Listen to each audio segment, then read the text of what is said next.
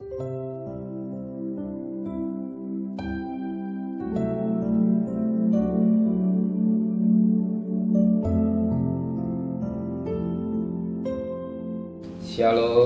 pagi, mari tundukkan kepala, pejamkan mata sejenak. Bapa yang bersemai dalam kerajaan surga, pada pagi yang cerah, sebelum kami mengadakan aktivitas lain, kami adakan mesbah keluarga, mesbah pribadi, kami boleh naikkan pujian penyembahan, dan kami boleh naikkan boleh mendengarkan renungan firman-Mu. Roh Kudus mengurapi hamba-Mu, mengurapi kami yang mendengarkannya, sucikan hati dan pikiran kami, sehingga butir firman menjadi berkat buat kami, dan kami juga menaikkan doa syafaat kepada Tuhan. Haleluya, amin. Shalom, pagi, mari sama-sama kita akan membuka firman Tuhan. 1 Tesalonika pasal yang ketiga. 1 Tesalonika pasal yang ketiga, ayat pertama sampai ayat 13. Saya bagi dari dua bagian. Ayat pertama sampai ayat yang ke-6. Besok ayat 7 sampai ayat yang ke-13. 1 Tesalonika pasal 3 ayat pertama sampai ayat yang ke-6. Kabar baik yang dibawa oleh Timotius.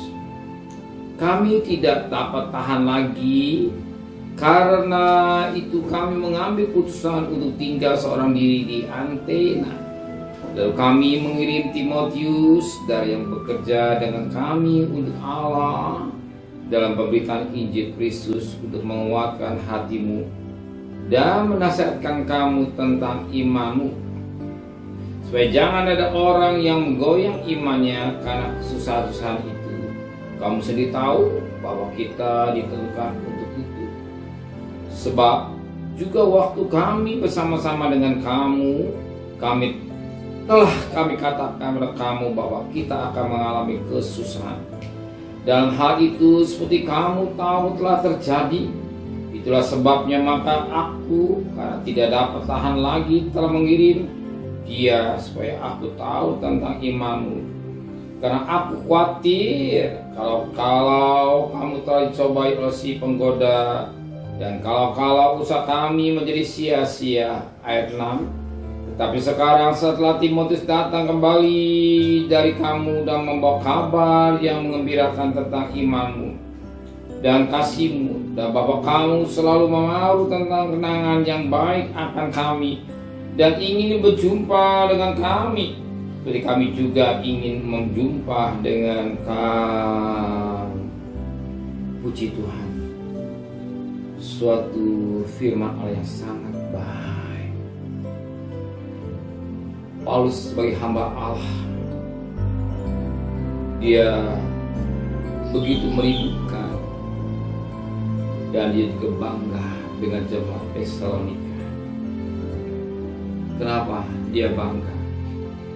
Dia melihat jemaat Tesalonika imannya tetap teguh,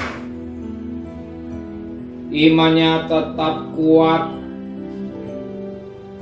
imannya tetap kuat sekalipun dalam menghadapi persoalan atau masalah, atau dikatakan kesusahan yang dihadapi jemaat Tesalonika itu kesusahan yang dialami dan dirasakan.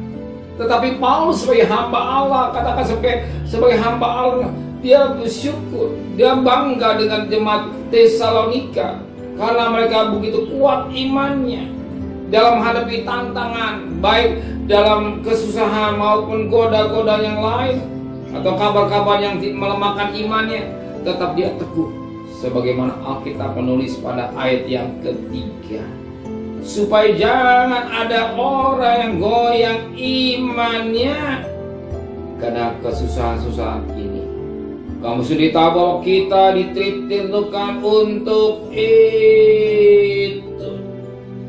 Jadi kesusahan itu ditentukan. Dan Alkitab menulis, barang siapa ikut Yesus, dia memikul salib dan menyangkal diri. Siap menderita, siap mengalami penderitaan, siap mengalami kesusahan. Ya. Kenapa? Sebab Alkitab menulis pada 4. Sebab juga waktu kami bersama-sama dengan kamu, telah kami katakan pada kamu bahwa kita akan mengalami kesusahan. Dan hal itu seperti kamu tahu telah terjadi.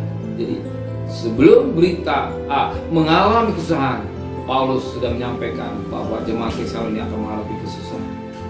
Dan apa ketika terjadi, dan jemaat Tesalonika ini tetap teguh imannya, sebagaimana dikatakan pada ayat yang kelima. Itulah sebabnya maka aku, karena tidak dapat tahan lagi, telah mengirim Timotius supaya aku tahu tentang imanmu, karena aku khawatir kalau kamu telah dicobai oleh si menggoda, dan kalau usaha kami menjadi sia-sia. Puji Tuhan. Ternyata Paulus, dia melihat bagaimana imannya yang dikhawatirkannya, ditakutkan, tidak ada satu kenyataan. Kenapa iman jemaat Tesalonika begitu kokoh, sekalipun menghadapi kesusahan, sekalipun menghadapi masalah, bahkan digoda dengan penggoda, mungkin dia ajaran sesat atau apa sesuatu yang membuat dia goyang imannya, tetapi dia tetap tegar, kuat. Maka dia bersyukur. Maka pada ayat yang ke-6 dia berkata, tetapi sekarang setelah Timotius datang kembali dari kamu, yang berkabar, yang mengembirakan tentang imanmu dan kasihmu. Paulus bangga ketika Timotius kembali lebih lapor bahwa jemaat Tesalonika jemaat yang luar biasa. Dalam hidup yang kita jalani, persoalan pasti ada, kesusahan ada, dan kita bisa. Barang siapa yang takut, dia pemikul salib dan menyangkal diri. Salib bicara persoalan, dia harus bisa memikul. Apakah kita tetap kuat iman kita dengan penggoda-goda atau kesukaran? Dan akhirnya kesukaran. Dan kita sudah menulis dalam 2 Timotius 3 ayat 1, pada akhir zaman manusia menghadapi masa yang sukar. Ya, kita hidup masa zaman, masa yang sukar. Ya, mungkin sukar dalam bentuk A, mungkin dalam sukar dalam bentuk B, C, dan selanjutnya. Manusia harus menghadapinya. Maka pada ayat 2, manusia menjadi hamba uang dan tidak tahu berterima kasih. Kita lihat berapa banyak manusia ya sekarang jadi hamba uang, tidak tahu berterima kasih, tidak menghormati orang tua. Pokoknya dan melihat keadaan dunia ini semakin hari semakin jahat ya. Kalau kita tidak kuat iman kita akan goyah, dan saat kita bisa tinggalkan Tuhan. Dan kalau kita mana kuat bagian berdiri sebagai karang, tetap kuat, tetap teguh, tetap kuat dalam menghadapi hidup. Angin, hujan, gelombang pasti ada, tapi kalau iman kita berdiri sebagai karang yang kokoh, tetap kuat. Amin. Amin.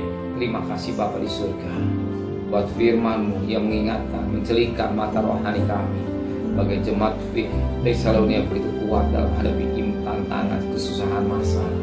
Kalau hari kami menghadapi masalah, persoalan hidup, kuatkan kami Tuhan dalam hidup ini yang kami jalani. Beri kemenangan dalam hidup kami dalam menghadapi persoalan kami. Sekalipun kami sulit untuk dari uang, nafkah, kerja, baik kami percaya Engkau tetap pelihara buat kami.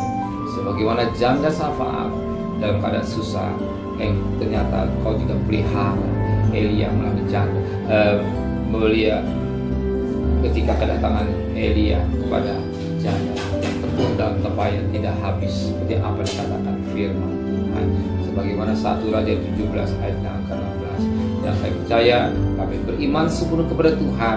Kami berjaga, bekerja, sekolah. Kami percaya Engkau akan menyertai kami. Segala kebutuhan kami, Engkau lebih tahu. Kembalikan besok pagi dalam tubuh yang sehat, dengan tidak kurang satu apapun juga. Berkati Bapak Presiden, Wakil Presiden, para Menteri, para Gubernur, para Bupati, para Wali Kota, para Camat, para Lurah, para RW, para RT, para medis, para TNI, para Polri. Berikan mereka semua takut kepada Tuhan. Segala kekasih, terimalah berkat nikmat dari Allah Bapa, cinta kasih sayang dari Tuhan Yesus Kristus, dan berkat Roh Kudus menyertai saudara mulai hari ini sampai Maranatha Tuhan Yesus datang. Yang cinta dia katakan amin. Tuhan memberkati.